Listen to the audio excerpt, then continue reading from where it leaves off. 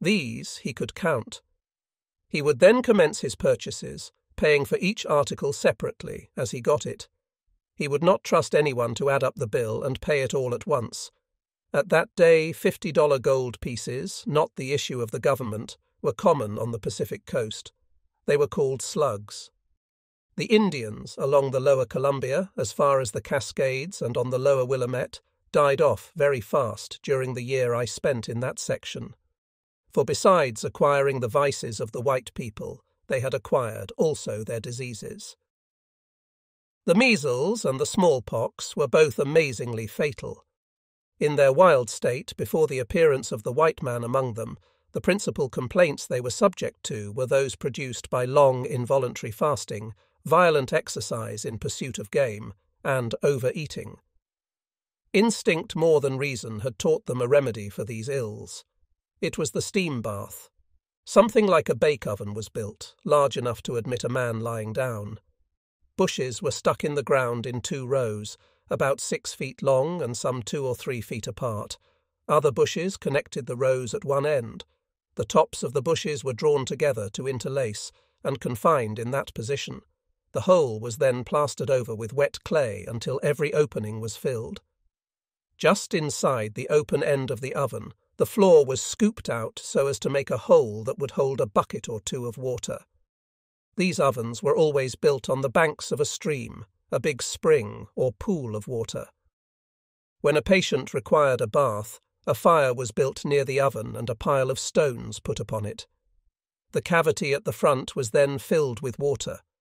When the stones were sufficiently heated, the patient would draw himself into the oven. A blanket would be thrown over the open end, and hot stones put into the water until the patient could stand it no longer.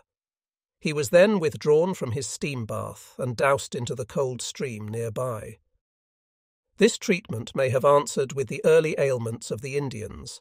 With the measles or smallpox, it would kill every time. During my year on the Columbia River, the smallpox exterminated one small remnant of a band of Indians entirely, and reduced others materially. I do not think there was a case of recovery among them, until the doctor with the Hudson Bay Company took the matter in hand and established a hospital. Nearly every case he treated recovered. I never myself saw the treatment described in the preceding paragraph, but have heard it described by persons who have witnessed it. The decimation among the Indians I knew of personally, and the hospital established for their benefit, was a Hudson's Bay building, not a stone's throw from my own quarters.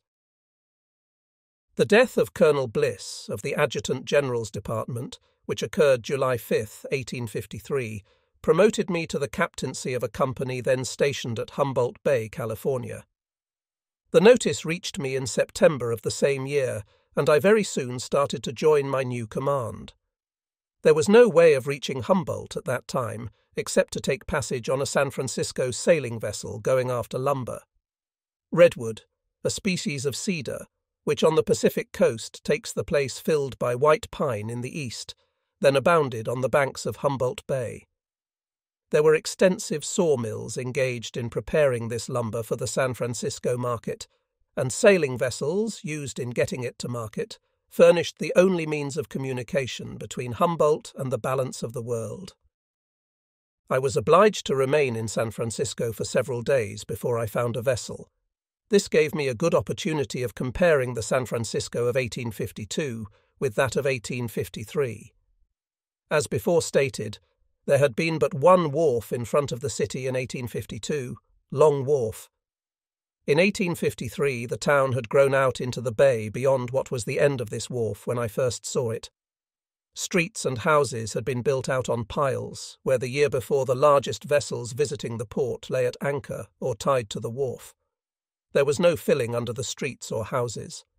San Francisco presented the same general appearance as the year before. That is, eating, drinking, and gambling houses were conspicuous for their number and publicity. They were on the first floor, with doors wide open. At all hours of the day and night in walking the streets, the eye was regaled, on every block near the waterfront, by the sight of players at faro. Often broken places were found in the street, large enough to let a man down into the water below. I have but little doubt that many of the people who went to the Pacific coast in the early days of the gold excitement and have never been heard from since, or who were heard from for a time and then ceased to write, found watery graves beneath the houses or streets built over San Francisco Bay. Besides the gambling in cards, there was gambling on a larger scale in city lots.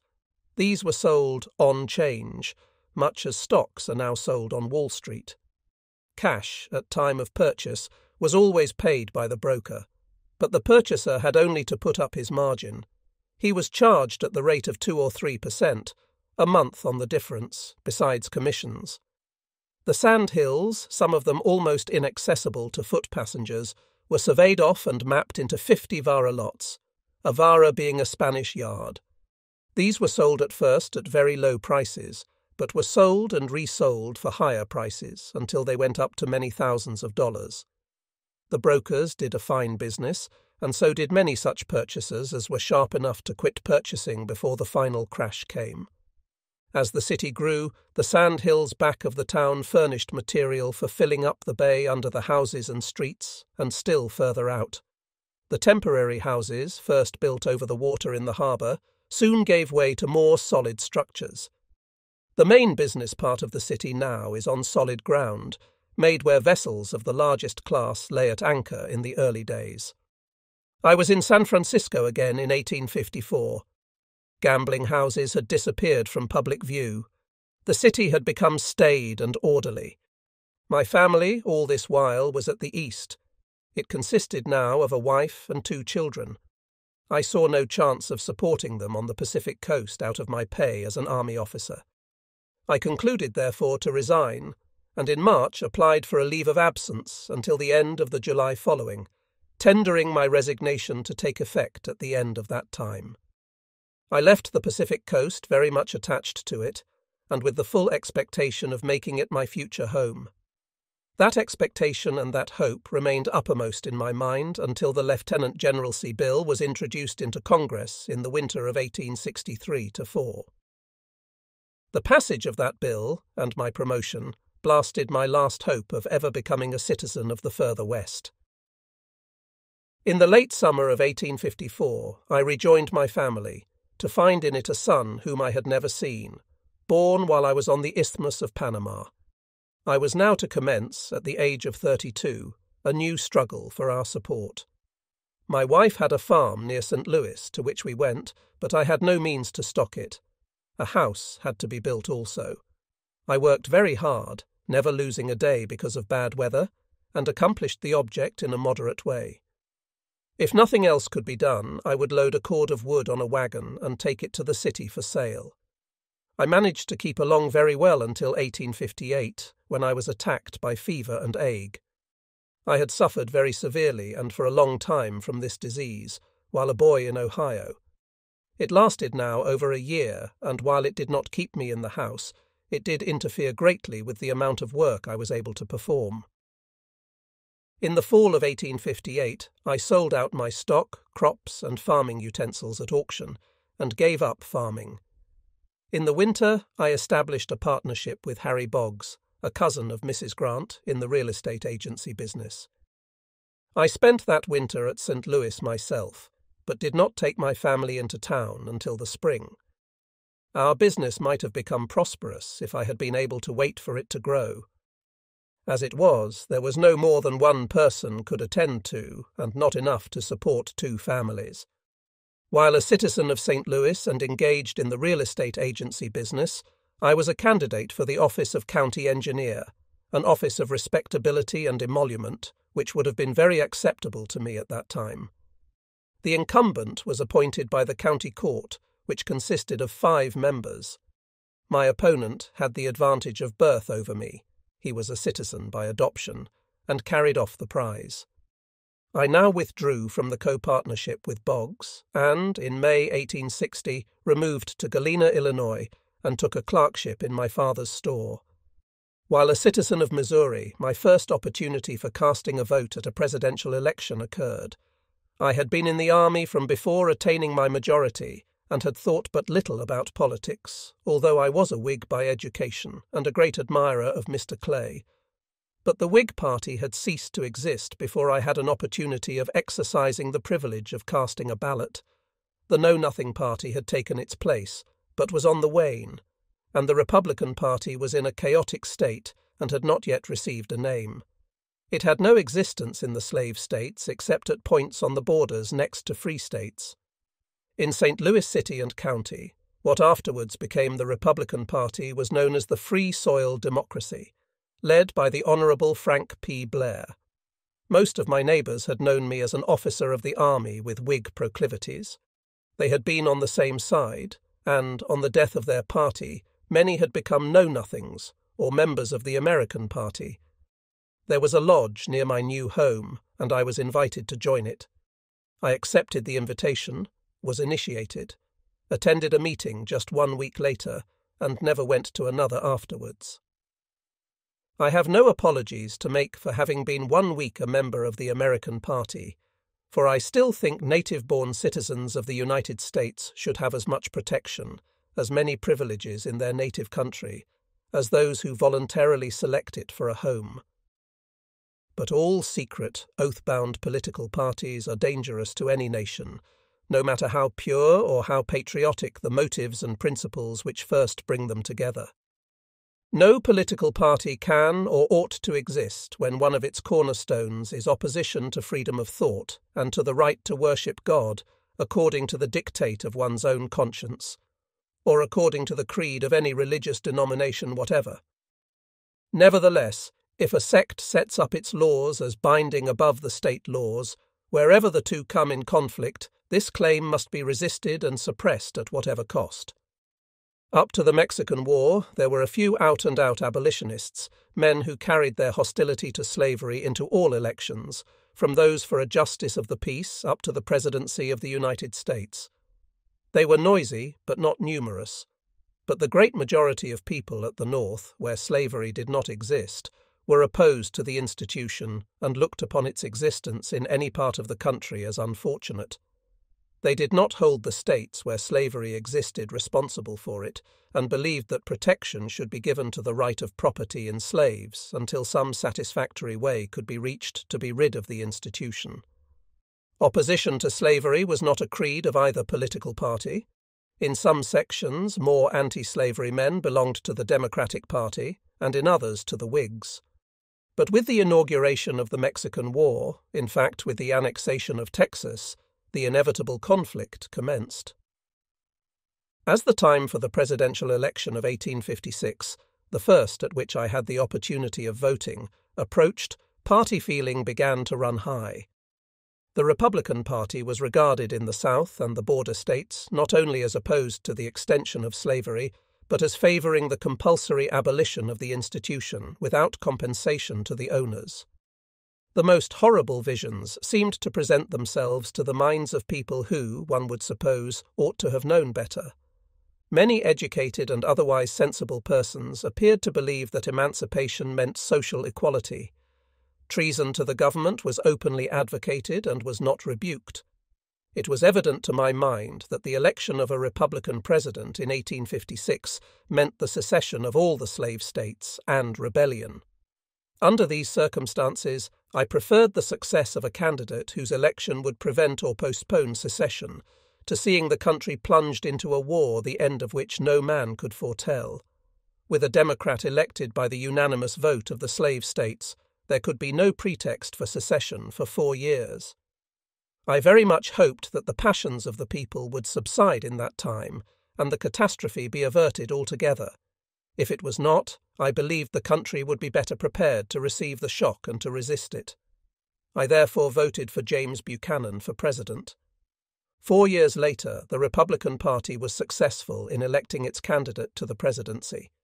The civilized world has learned the consequence. 4 million human beings held as chattels have been liberated. The ballot has been given to them. The free schools of the country have been opened to their children. The nation still lives, and the people are just as free to avoid social intimacy with the blacks as ever they were, or as they are with white people. While living in Galena, I was nominally only a clerk supporting myself and family on a stipulated salary. In reality, my position was different. My father had never lived in Galena himself, but had established my two brothers there, the one next younger than myself in charge of the business, assisted by the youngest. When I went there, it was my father's intention to give up all connection with the business himself and to establish his three sons in it. But the brother who had really built up the business was sinking with consumption, and it was not thought best to make any change while he was in this condition. He lived until September 1861, when he succumbed to that insidious disease which always flatters its victims into the belief that they are growing better up to the close of life. A more honourable man never transacted business. In September 1861, I was engaged in an employment that required all my attention elsewhere. During the 11 months that I lived in Galena prior to the first call for volunteers, I had been strictly attentive to my business, and had made but few acquaintances other than customers and people engaged in the same line with myself. When the election took place in November 1860, I had not been a resident of Illinois long enough to gain citizenship and could not therefore vote. I was really glad of this at the time, for my pledges would have compelled me to vote for Stephen A. Douglas, who had no possible chance of election. The contest was really between Mr. Breckinridge and Mr. Lincoln, between minority rule and rule by the majority. I wanted, as between these candidates, to see Mr. Lincoln elected. Excitement ran high during the canvass, and torchlight processions enlivened the scene in the generally quiet streets of Galena many nights during the campaign. I did not parade with either party, but occasionally met with the wide-awakes, Republicans, in their rooms, and superintended their drill. It was evident, from the time of the Chicago nomination to the close of the canvass, that the election of the Republican candidate would be the signal for some of the Southern states to secede. I still had hopes that the 4 years which had elapsed since the first nomination of a presidential candidate by a party distinctly opposed to slavery extension had given time for the extreme pro-slavery sentiment to cool down, for the Southerners to think well before they took the awful leap which they had so vehemently threatened. But I was mistaken, part of a people who resort to this remedy, stake their lives, their property, and every claim for protection given by citizenship, on the issue. Victory, or the conditions imposed by the conqueror, must be the result. In the case of the war between the states, it would have been the exact truth if the South had said, "We do not want to live with you Northern people any longer. We know our institution of slavery is obnoxious to you, and as you are growing numerically stronger than we, it may at some time in the future be endangered. So long as you permitted us to control the government, and with the aid of a few friends at the North to enact laws constituting your section a guard against the escape of our property, we were willing to live with you. You have been submissive to our rule heretofore, but it looks now as if you did not intend to continue so, and we will remain in the Union no longer." Instead of this, the seceding states cried lustily, "Let us alone, you have no constitutional power to interfere with us." Newspapers and people at the North reiterated the cry. Individuals might ignore the Constitution, but the nation itself must not only obey it, but must enforce the strictest construction of that instrument, the construction put upon it by the Southerners themselves. The fact is, the Constitution did not apply to any such contingency as the one existing from 1861 to 1865. Its framers never dreamed of such a contingency occurring. If they had foreseen it, the probabilities are they would have sanctioned the right of a state or states to withdraw rather than that there should be war between brothers. The framers were wise in their generation and wanted to do the very best possible to secure their own liberty and independence, and that also of their descendants to the latest days. It is preposterous to suppose that the people of one generation can lay down the best and only rules of government for all who are to come after them, and under unforeseen contingencies. At the time of the framing of our Constitution, the only physical forces that had been subdued and made to serve man and do his labour were the currents in the streams and in the air we breathe. Rude machinery, propelled by water power, had been invented. Sails to propel ships upon the waters had been set to catch the passing breeze, but the application of steam to propel vessels against both wind and current and machinery to do all manner of work had not been thought of. The instantaneous transmission of messages around the world by means of electricity would probably at that day have been attributed to witchcraft or a league with the devil. Immaterial circumstances had changed as greatly as material ones. We could not and ought not to be rigidly bound by the rules laid down under circumstances so different for emergencies so utterly unanticipated. The fathers themselves would have been the first to declare that their prerogatives were not irrevocable. They would surely have resisted secession could they have lived to see the shape it assumed. I travelled through the Northwest considerably during the winter of 1860-61. We had customers in all the little towns in southwest Wisconsin, southeast Minnesota, and northeast Iowa. These generally knew I had been a captain in the regular army and had served through the Mexican War. Consequently, wherever I stopped at night, some of the people would come to the public house where I was, and sit till a late hour discussing the probabilities of the future. My own views at that time were like those officially expressed by Mr. Seward at a later day, that the war would be over in 90 days. I continued to entertain these views until after the Battle of Shiloh. I believe now that there would have been no more battles at the West after the capture of Fort Donelson if all the troops in that region had been under a single commander who would have followed up that victory. There is little doubt in my mind now that the prevailing sentiment of the South would have been opposed to secession in 1860 and 1861 if there had been a fair and calm expression of opinion, unbiased by threats, and if the ballot of one legal voter had counted for as much as that of any other.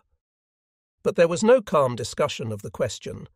Demagogues who were too old to enter the army if there should be a war, others who entertained so high an opinion of their own ability that they did not believe they could be spared from the direction of the affairs of state in such an event, declaimed vehemently and unceasingly against the North, against its aggressions upon the South, its interference with Southern rights, etc., etc.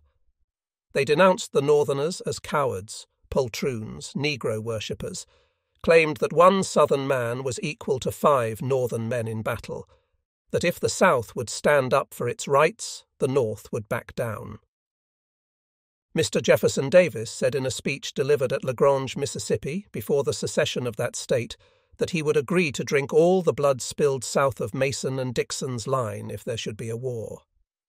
The young men who would have the fighting to do in case of war believed all these statements, both in regard to the aggressiveness of the North and its cowardice. They too cried out for a separation from such people. The great bulk of the legal voters of the South were men who owned no slaves. Their homes were generally in the hills and poor country. Their facilities for educating their children, even up to the point of reading and writing, were very limited. Their interest in the contest was very meagre. What there was, if they had been capable of seeing it, was with the North. They too needed emancipation. Under the old regime, they were looked down upon by those who controlled all the affairs in the interest of slave owners, as poor white trash who were allowed the ballot so long as they cast it according to direction.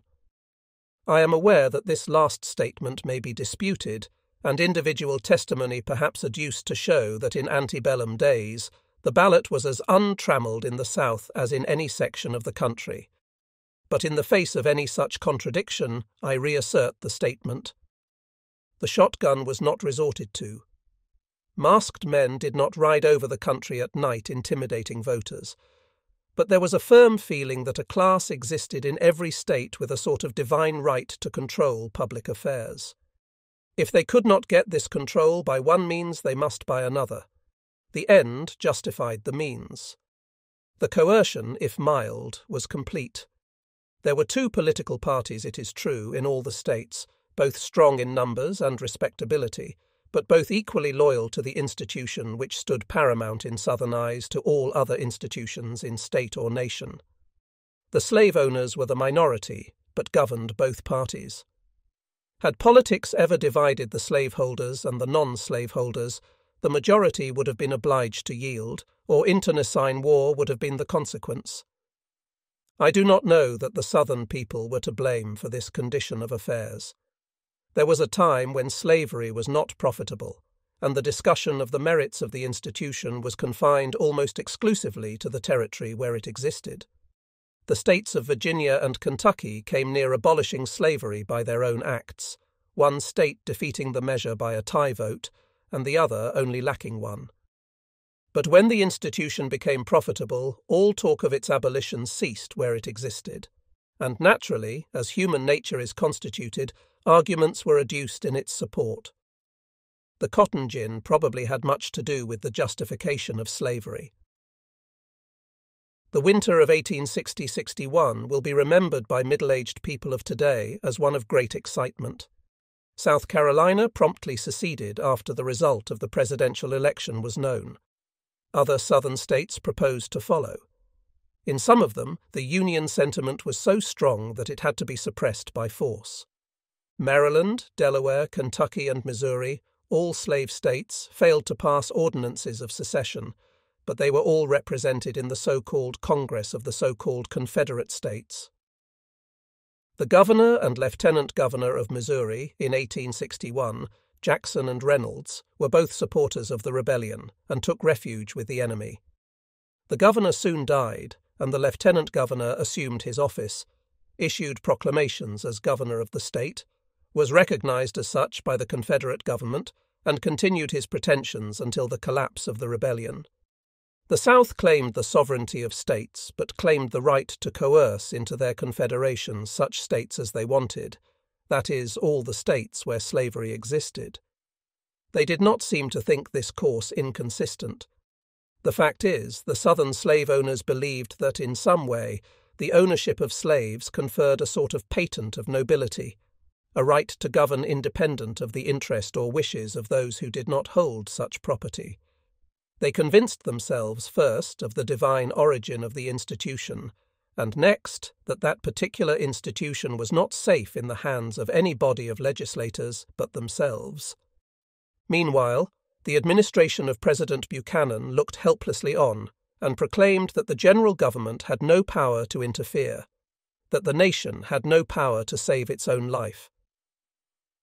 Mr. Buchanan had in his cabinet 2 members at least, who were as earnest, to use a mild term, in the cause of secession as Mr. Davis or any Southern statesman. One of them, Floyd, the Secretary of War, scattered the army so that much of it could be captured when hostilities should commence, and distributed the cannon and small arms from northern arsenals throughout the South so as to be on hand when treason wanted them. The navy was scattered in like manner. The President did not prevent his cabinet preparing for war upon their government, either by destroying its resources or storing them in the South, until a de facto government was established with Jefferson Davis as its president and Montgomery, Alabama, as the capital. The secessionists had then to leave the cabinet.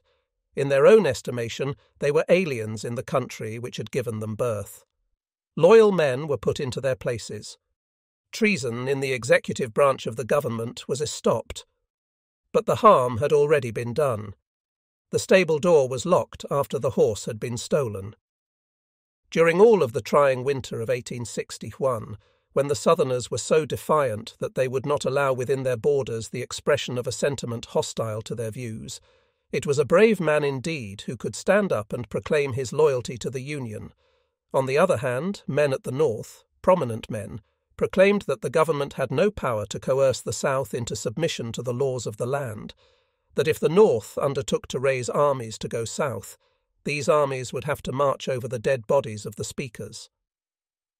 A portion of the press of the North was constantly proclaiming similar views. When the time arrived for the president-elect to go to the capital of the nation to be sworn into office, it was deemed unsafe for him to travel, not only as a president-elect, but as any private citizen should be allowed to do. Instead of going in a special car, receiving the good wishes of his constituents at all the stations along the road, he was obliged to stop on the way and to be smuggled into the capital. He disappeared from public view on his journey, and the next, the country knew, his arrival was announced at the capital. There is little doubt that he would have been assassinated if he had attempted to travel openly throughout his journey. The 4th of March, 1861, came, and Abraham Lincoln was sworn to maintain the Union against all its enemies.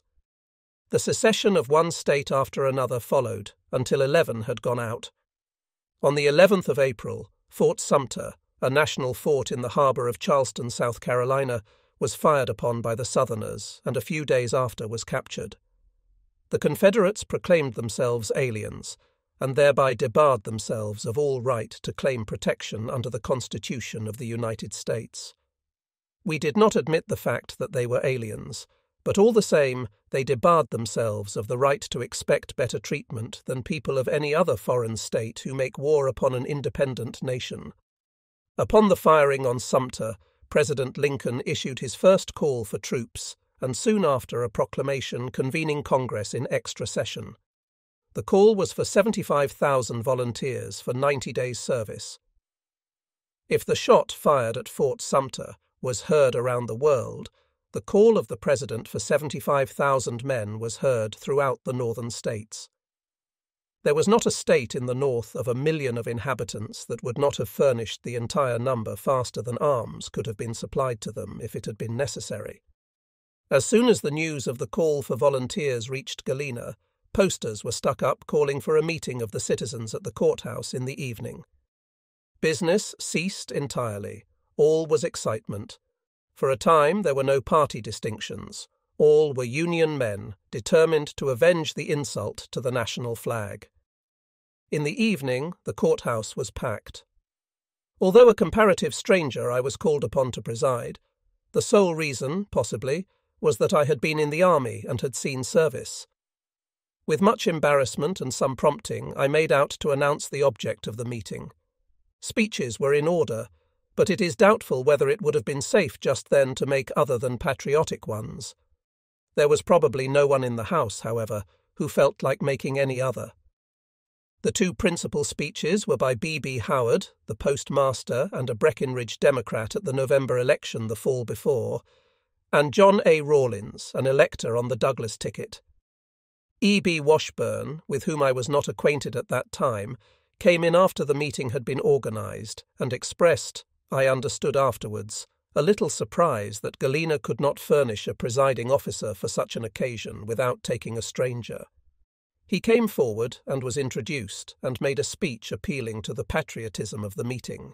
After the speaking was over, volunteers were called for to form a company. The quota of Illinois had been fixed at 6 regiments, and it was supposed that one company would be as much as would be accepted from Galena. The company was raised, and the officers and non-commissioned officers elected before the meeting adjourned. I declined the captaincy before the balloting, but announced that I would aid the company in every way I could and would be found in the service in some position if there should be a war. I never went into our leather store after that meeting to put up a package or do other business. The ladies of Galena were quite as patriotic as the men. They could not enlist, but they conceived the idea of sending their first company to the field uniformed. They came to me to get a description of the United States uniform for infantry, subscribed and bought the material, procured tailors to cut out the garments, and the ladies made them up. In a few days the company was in uniform and ready to report at the state capital for assignment. The men all turned out the morning after their enlistment, and I took charge, divided them into squads and superintended their drill. When they were ready to go to Springfield, I went with them and remained there until they were assigned to a regiment. There were so many more volunteers than had been called for that the question whom to accept was quite embarrassing to the governor, Richard Yates. The legislature was in session at the time, however, and came to his relief. A law was enacted authorizing the governor to accept the services of 10 additional regiments, one from each congressional district for 1 month, to be paid by the state, but pledged to go into the service of the United States if there should be a further call during their term. Even with this relief, the governor was still very much embarrassed. Before the war was over, he was like the president when he was taken with the varioloid. At last he had something he could give to all who wanted it. In time, the Galena Company was mustered into the United States service, forming a part of the 11th Illinois Volunteer Infantry. My duties, I thought, had ended at Springfield, and I was prepared to start home by the evening train, leaving at 9 o'clock. Up to that time, I do not think I had been introduced to Governor Yates or had ever spoken to him. I knew him by sight, however, because he was living at the same hotel and I often saw him at table. The evening I was to quit the capital, I left the supper room before the governor and was standing at the front door when he came out. He spoke to me, calling me by my old army title, Captain, and said he understood that I was about leaving the city. I answered that I was. He said he would be glad if I would remain overnight and call at the executive office the next morning. I complied with his request and was asked to go into the Adjutant General's office and render such assistance as I could, the governor saying that my army experience would be of great service there. I accepted the proposition. My old army experience I found indeed of very great service. I was no clerk, nor had I any capacity to become one.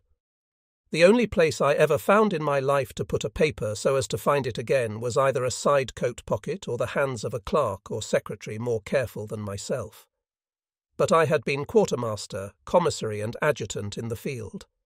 The army forms were familiar to me, and I could direct how they should be made out.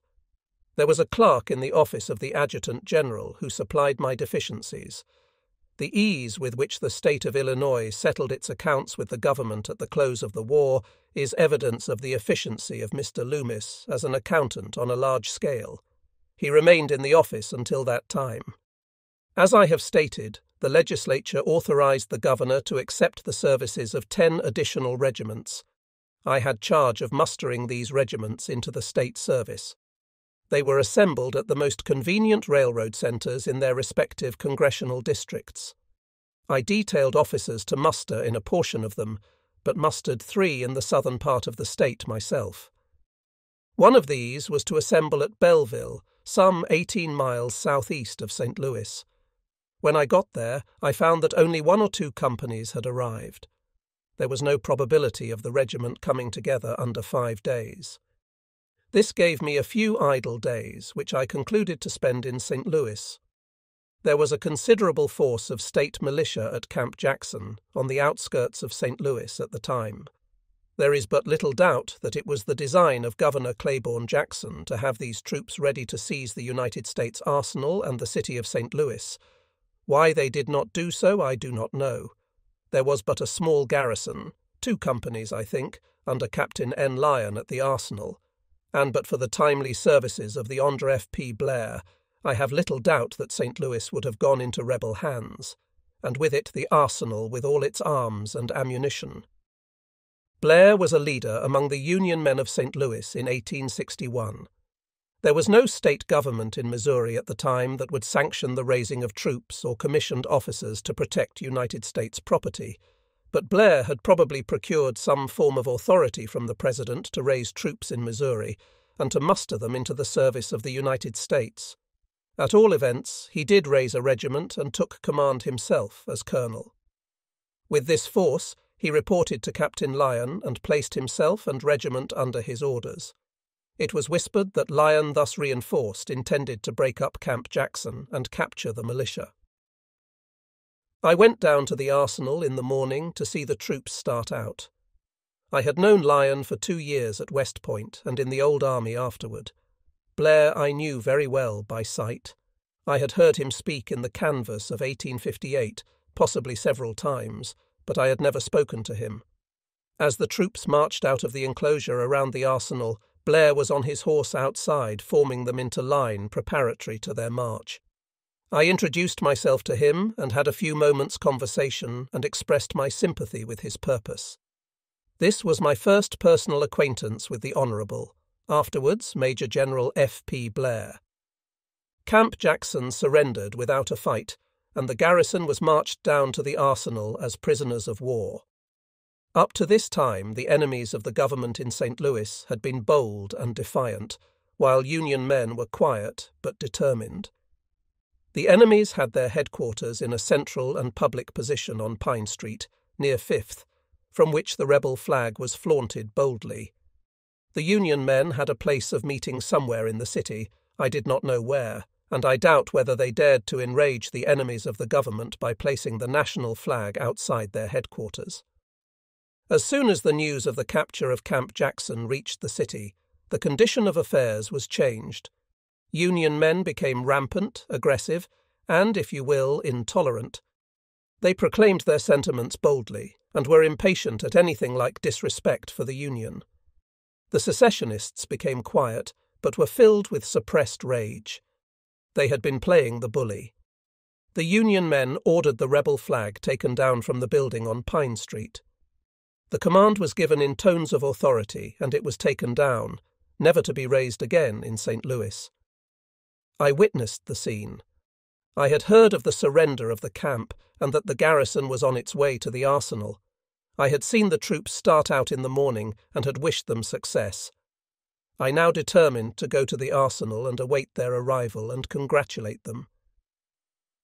I stepped on a car standing at the corner of 4th and Pine Streets and saw a crowd of people standing quietly in front of the headquarters, who were there for the purpose of hauling down the flag. There were squads of other people at intervals down the street. They too were quiet, but filled with suppressed rage, and muttered their resentment at the insult to what they called their flag. Before the car I was in had started, a dapper little fellow, he would be called a dude at this day, stepped in. He was in a great state of excitement and used adjectives freely to express his contempt for the Union and for those who had just perpetrated such an outrage upon the rights of a free people. There was only one other passenger in the car besides myself when this young man entered. He evidently expected to find nothing but sympathy when he got away from the mudsills engaged in compelling a free people to pull down a flag they adored. He turned to me, saying, "Things have come to a pretty pass when a free people can't choose their own flag. Where I came from, if a man dares to say a word in favour of the Union, we hang him to a limb of the first tree we come to." I replied that, after all, we were not so intolerant in St. Louis as we might be. I had not seen a single rebel hung yet, nor heard of one. There were plenty of them who ought to be, however. The young man subsided. He was so crestfallen that I believe if I had ordered him to leave the car, he would have gone quietly out, saying to himself, "More Yankee oppression." By nightfall, the late defenders of Camp Jackson were all within the walls of the St. Louis arsenal, prisoners of war. The next day I left St. Louis for Mattoon, Illinois, where I was to muster in the regiment from that congressional district. This was the 21st Illinois Infantry, the regiment of which I subsequently became colonel. I mustered one regiment afterwards, when my services for the state were about closed. Brigadier General John Pope was stationed at Springfield as United States mustering officer all the time I was in the state service. He was a native of Illinois and well acquainted with most of the prominent men in the state. I was a carpetbagger and knew but few of them. While I was on duty at Springfield, the senators, representatives in Congress, ex-governors, and the state legislators were nearly all at the state capitol. The only acquaintance I made among them was with the governor, whom I was serving, and, by chance, with Senator S. A. Douglas. The only members of Congress I knew were Washburne and Philip Fulk. With the former, though he represented my district and we were citizens of the same town, I only became acquainted at the meeting when the first company of Galena volunteers was raised.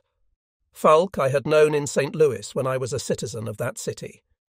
I had been 3 years at West Point with Pope and had served with him a short time during the Mexican War under General Taylor. I saw a good deal of him during my service with the state. On one occasion he said to me that I ought to go into the United States service. I told him I intended to do so if there was a war.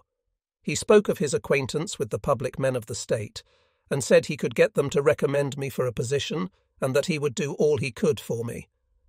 I declined to receive endorsement for permission to fight for my country. Going home for a day or two soon after this conversation with General Pope, I wrote from Galena the following letter to the Adjutant General of the Army. Galena, Illinois, May 24, 1861. Col. L. Thomas, AJT Jenner, USA, Washington, D.C. Sir, having served for 15 years in the regular army, including 4 years at West Point, and feeling it the duty of everyone who has been educated at the government expense to offer their services for the support of that government, I have the honour, very respectfully, to tender my services, until the close of the war, in such capacity as may be offered. I would say, in view of my present age and length of service, I feel myself competent to command a regiment, if the President, in his judgment, should see fit to entrust one to me. Since the first call of the President, I have been serving on the staff of the Governor of this state, rendering such aid as I could in the organization of our state militia, and am still engaged in that capacity. A letter addressed to me at Springfield, Illinois, will reach me. I am very respectfully, your Obtusvity, U.S. Grant. This letter failed to elicit an answer from the Adjutant General of the Army. I presume it was hardly read by him, and certainly it could not have been submitted to higher authority. Subsequent to the war, General Badeau, having heard of this letter, applied to the War Department for a copy of it. The letter could not be found, and no one recollected ever having seen it. I took no copy when it was written. Long after the application of General Badeau, General Townsend, who had become Adjutant General of the Army, while packing up papers preparatory to the removal of his office, found this letter in some out-of-the-way place. It had not been destroyed, but it had not been regularly filed away. I felt some hesitation in suggesting rank as high as the colonelcy of a regiment, feeling somewhat doubtful whether I would be equal to the position.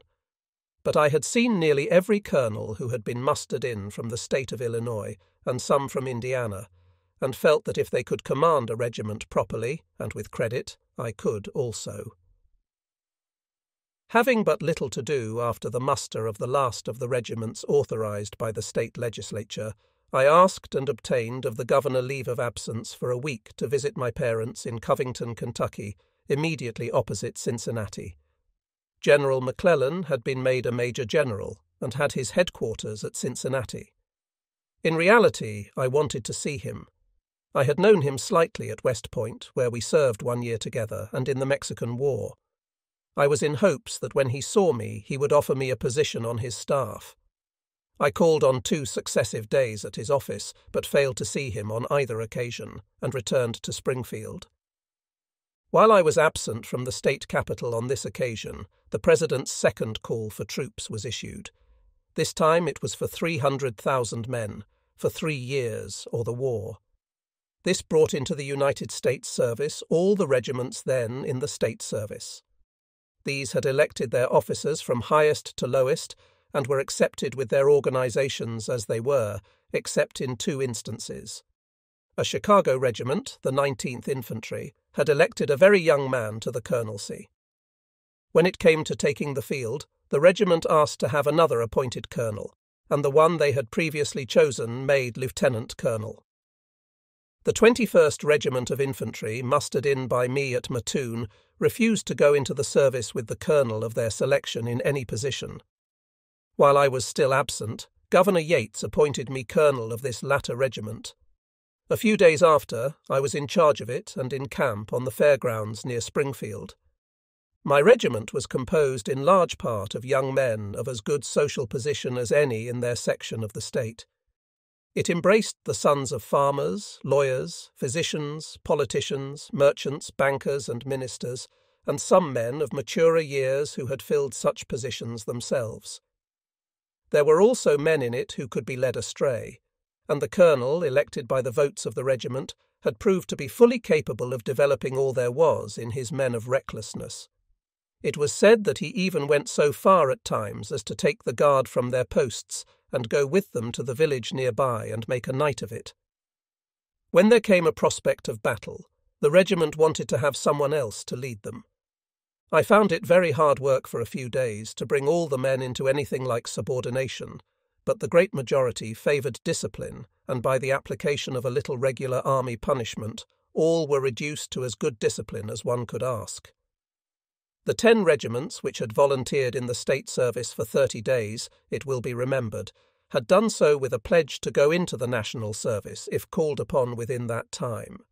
When they volunteered, the government had only called for 90 days enlistments. Men were called now for 3 years, or the war. They felt that this change of period released them from the obligation of revolunteering. When I was appointed colonel, the 21st Regiment was still in the state service. About the time they were to be mustered into the United States service, such of them as would go, 2 members of Congress from the state, McClernand and Logan, appeared at the Capitol, and I was introduced to them. I had never seen either of them before, but I had read a great deal about them, and particularly about Logan, in the newspapers. Both were Democratic members of Congress, and Logan had been elected from the southern district of the state, where he had a majority of 18,000 over his Republican competitor. His district had been settled originally by people from the southern states, and at the breaking out of secession they sympathized with the South. At the first outbreak of war, some of them joined the Southern Army. Many others were preparing to do so. Others rode over the country at night denouncing the Union, and made it as necessary to guard railroad bridges over which national troops had to pass in southern Illinois, as it was in Kentucky or any of the border slave states. Logan's popularity in this district was unbounded. He knew almost enough of the people in it by their Christian names to form an ordinary congressional district. As he went in politics, so his district was sure to go. The Republican papers had been demanding that he should announce where he stood on the questions which at that time engrossed the whole of public thought. Some were very bitter in their denunciations of his silence. Logan was not a man to be coerced into an utterance by threats. He did, however, come out in a speech before the adjournment of the special session of Congress, which was convened by the President soon after his inauguration, and announced his undying loyalty and devotion to the Union. But I had not happened to see that speech, so that when I first met Logan my impressions were those formed from reading denunciations of him. McClernand, on the other hand, had early taken strong grounds for the maintenance of the Union, and had been praised accordingly by the Republican papers. The gentleman who presented these 2 members of Congress asked me if I would have any objections to their addressing my regiment. I hesitated a little before answering. It was but a few days before the time set for mustering into the United States service such of the men as were willing to volunteer for 3 years or the war. I had some doubt as to the effect a speech from Logan might have, but as he was with McClernand, whose sentiments on the all-absorbing questions of the day were well known, I gave my consent. McClernand spoke first, and Logan followed in a speech which he has hardly equalled since for force and eloquence. It breathed a loyalty and devotion to the Union, which inspired my men to such a point that they would have volunteered to remain in the army as long as an enemy of the country continued to bear arms against it. They entered the United States service almost to a man. General Logan went to his part of the state and gave his attention to raising troops. The very men who at first made it necessary to guard the roads in southern Illinois became the defenders of the Union. Logan entered the service himself as colonel of a regiment and rapidly rose to the rank of major general. His district, which had promised at first to give much trouble to the government, filled every call made upon it for troops without resorting to the draft. There was no call made when there were not more volunteers than were asked for. That congressional district stands credited at the War Department today with furnishing more men for the army than it was called on to supply. I remained in Springfield with my regiment until the 3rd of July, when I was ordered to Quincy, Illinois. By that time the regiment was in a good state of discipline, and the officers and men were well versed in company drill. There was direct railroad communication between Springfield and Quincy, but I thought it would be good preparation for the troops to march there. We had no transportation for our camp and garrison equipage, so wagons were hired for the occasion, and on the 3rd of July we started. There was no hurry, but fair marches were made every day until the Illinois River was crossed. There I was overtaken by a dispatch saying that the destination of the regiment had been changed to Ironton, Missouri, and ordering me to halt where I was and await the arrival of a steamer which had been dispatched up the Illinois River to take the regiment to St. Louis. The boat, when it did come, grounded on a sandbar a few miles below where we were in camp. We remained there several days waiting to have the boat get off the bar, but before this occurred, news came that an Illinois regiment was surrounded by rebels at a point on the Hannibal and St. Joe Railroad some miles west of Palmyra in Missouri, and I was ordered to proceed with all dispatch to their relief. We took the cars and reached Quincy in a few hours. When I left Galena for the last time to take command of the 21st Regiment, I took with me my oldest son, Frederick D. Grant, then a lad of 11 years of age. On receiving the order to take the rail for Quincy, I wrote to Mrs. Grant to relieve what I supposed would be her great anxiety for one so young going into danger, that I would send Fred home from Quincy by river. I received a prompt letter in reply decidedly disapproving my proposition and urging that the lad should be allowed to accompany me. It came too late. Fred was already on his way up the Mississippi bound for Dubuque, Iowa, from which place there was a railroad to Galena. My sensations as we approached what I supposed might be a field of battle were anything but agreeable. I had been in all the engagements in Mexico that it was possible for one person to be in, but not in command. If someone else had been colonel and I had been lieutenant colonel, I do not think I would have felt any trepidation. Before we were prepared to cross the Mississippi River at Quincy, my anxiety was relieved, for the men of the besieged regiment came straggling into town. I am inclined to think both sides got frightened and ran away. I took my regiment to Palmyra and remained there for a few days until relieved by the 19th Illinois Infantry. From Palmyra, I proceeded to Salt River, the railroad bridge over which had been destroyed by the enemy. Colonel John M. Palmer at that time commanded the 13th Illinois, which was acting as a guard to workmen who were engaged in rebuilding this bridge. Palmer was my senior and commanded the two regiments as long as we remained together. The bridge was finished in about 2 weeks, and I received orders to move against Colonel Thomas Harris, who was said to be encamped at the little town of Florida, some 25 miles south of where we then were. At the time of which I now write, we had no transportation, and the country about Salt River was sparsely settled, so that it took some days to collect teams and drivers enough to move the camp and garrison equipage of a regiment nearly 1,000 strong, together with a week's supply of provisions and some ammunition. While preparations for the move were going on, I felt quite comfortable, but when we got on the road and found every house deserted, I was anything but easy. In the 25 miles we had to march, we did not see a person, old or young, male or female, except 2 horsemen who were on a road that crossed ours. As soon as they saw us, they decamped as fast as their horses could carry them. I kept my men in the ranks and forbade their entering any of the deserted houses or taking anything from them. We halted at night on the road and proceeded the next morning at an early hour. Harris had been encamped in a creek bottom for the sake of being near water. The hills on either side of the creek extend to a considerable height, possibly more than 100 feet.